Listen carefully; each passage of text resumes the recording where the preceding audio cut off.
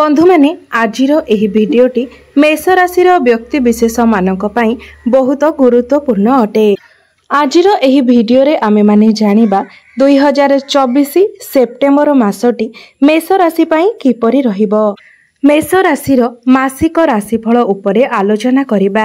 मेष राशिर व्यक्ति विशेष मानक पई एही सेप्टेम्बर मासटी किपरि रहिबो संपूर्ण भाबरे आमे सेही विषय रे आलोचना करिबा। सेमानकर स्वास्थ्य, शिक्षा, प्रेम, वैवाहिक जीवन, भाग्य और क्यारियर विषय रे विस्तार रूप से आलोचना करिबा। नवग्रहंकर स्थिति मध्य देखिबा। नवग्रह केउ प्रकार फल देबारे सक्षम हेबे से विषय रे जानिबा।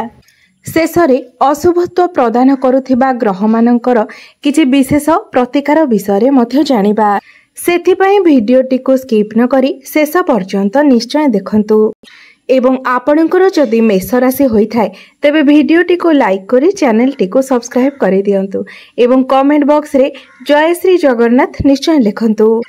तेबे आसंतु आरंभ करिबा एही कार्यक्रमटी को जहाकी जन्म राशि एवं चंद्र राशि उपरे आधारित अटे। सेप्टेम्बर मास आरंभ रे मेष राशि रे नवग्रहंकर स्थिति विषय रे सर्वप्रथमे आलोचना करिबा। राशि चक्रर प्रथम राशि हेउछि मेष राशि एवं आपणक राशिर स्वामी ग्रह हेउछंती मंगल। तो मंगल आपणकर तृतीय भावरे अछंती। आपणकर द्वितीय भावरे अछंती देवगुरु बृहस्पति। पंचम भावरे अछंती सूर्य एवं बुध। षष्ठ भावरे अछंती केतुंक सहित शुक्र। आपणकर एकादश भावरे अछंती शनि एवं द्वादश भावरे अछंती राहु। तेबे सर्वप्रथमे आसंतु जानिनेबा एही सेप्टेम्बर मासरे आपणकर स्वास्थ्य किपरि रहिबो।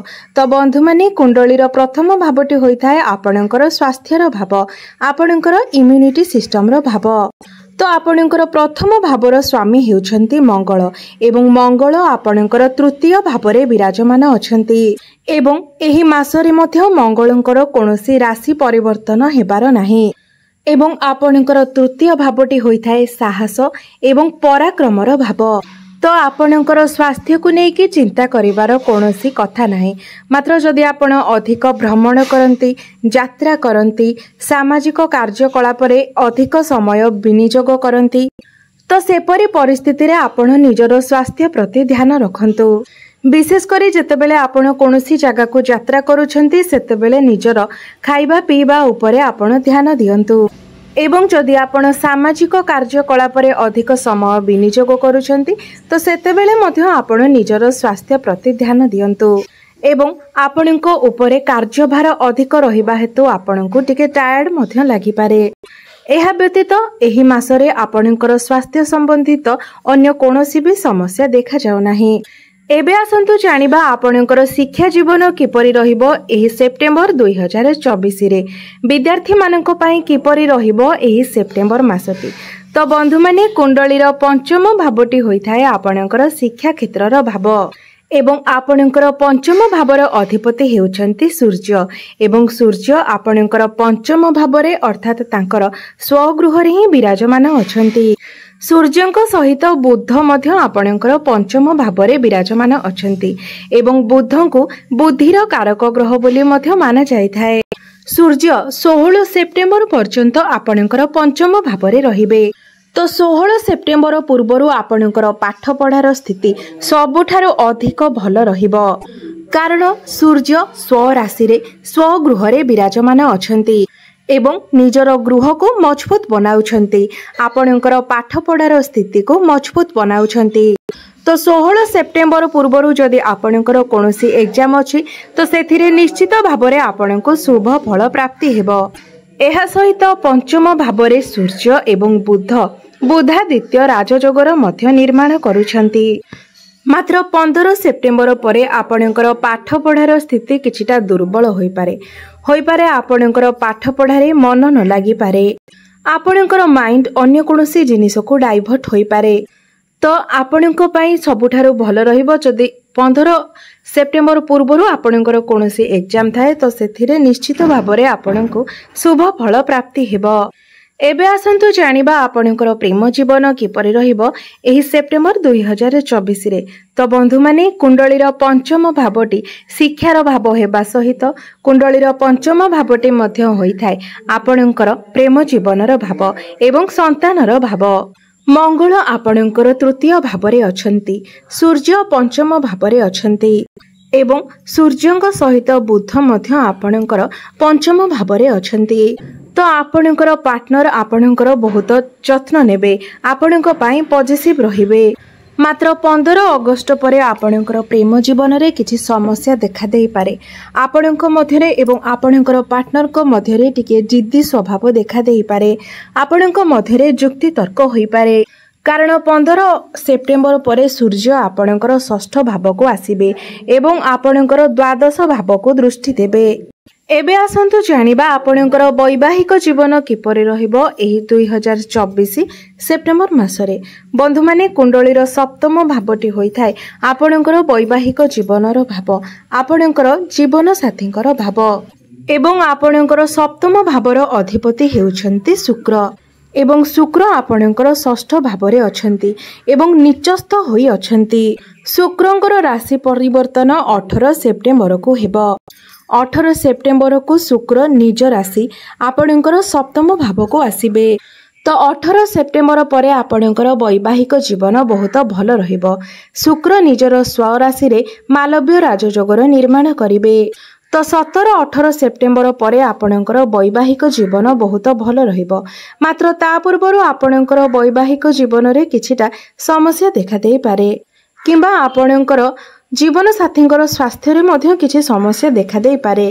सेथिपाई आपण निजर लाइफ पार्टनरकर हेल्थ को नेकी केयर करंतु, तांकर खाद्यपेय उपरे जत्न नियंतु।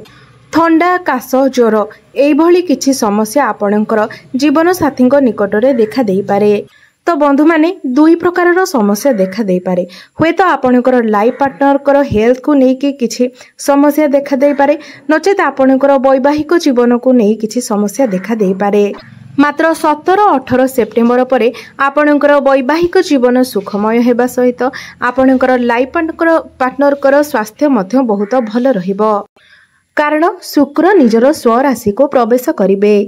एहा परे आसंतु जानिबा सबुठारु महत्वपूर्ण विषय आपणकर भाग्य, क्यारियर एवं व्यापार वाणिज्यर स्थिति किपरि रहिबो एही 2024 सेप्टेम्बर मासरे।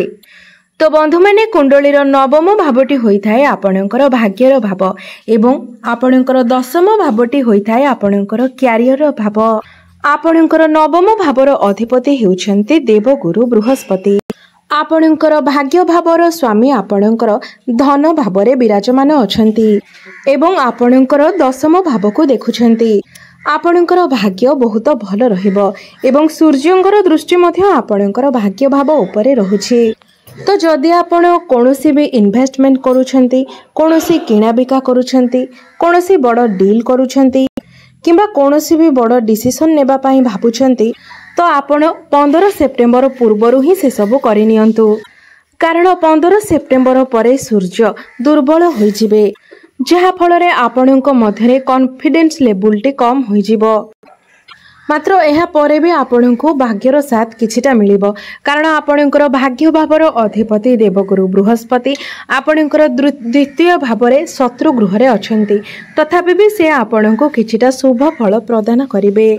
एबे आसंतु जानिबा आपणकर क्यारियर किपरि रहिबो एही सेप्टेम्बर 2024 रे।